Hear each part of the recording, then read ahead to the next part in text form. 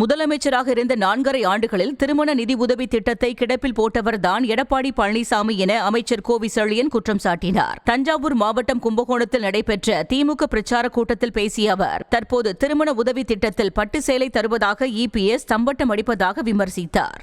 நாங்கள் ஆட்சிக்கு வந்தால் தாலிக்கு தங்கம் தருவதை போல தாலிக்கு தங்கத்தோடு பட்டு புடவை சேர்த்து தருவேன். பழனிசாமி, இப்படி நீ பொய் சொல்லலாமா? நீ ஆட்சியை விட்டு இறங்கிய போது 2021 சட்டமன்ற உறுப்பினர் ஆதாரத்திற்கு இருக்கிறார்.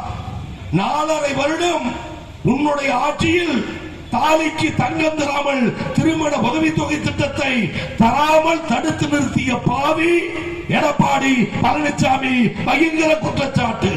நீ ஆட்சியில் இருந்த போது 4.5 ஆண்டு காலம் திருமண உதவித்தொகை இல்லை. பல லட்சம் மனுக்கள் தூக்கி கிடந்தது. அதைவிட வேடிக்கை, பட்டுப்புடவை தருவேன் என்கிறாயே, தாலிக்கே வழி இல்லாத நீ பட்டுப்புடவையை எப்படி தருவாய்? கூரை ஏறி கோழி பிடிக்க தெரியாத நீ வைகுண்டத்திற்கு வழிகாட்டிவிடு என்று சொல்வதை போல் பட்டுப்புடவை தருவேன் என்று பித்தலாட்ட பேச்சு பேசுகிறீர்களே, நியாயம்தானா? தமிழ்நாடு முதலமைச்சர் யோசித்தார். பசி வந்தால் 10 பறக்கும் பச்சிலம் குழந்தை எப்படி படிக்கும் என எண்ணி 38 லட்சம் ஏழை குழந்தைகளுக்கு காலை சிற்றுண்டி திட்டத்தை தந்த ஒப்பற்ற தலைவர் எங்கள் தளபதி மு.க. ஸ்டாலின்.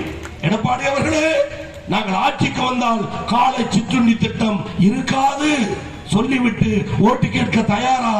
எனவே எப்படி அண்ணா தமிழ்நாடு என்ற பெயரை தந்தாரோ, இருமொழி கொள்கையை தந்தாரோ, தளபதி தந்த திட்டம், புதுமை பெண் திட்டம், நாள் முதல்வன் திட்டம், மகளிர் உரிமை தொகை, விடியல் பயணம், இந்த திட்டங்கள் தொடர 2026 தளபதிக்கு வயது 72 அறிவித்து விட்டு போகிறேன்.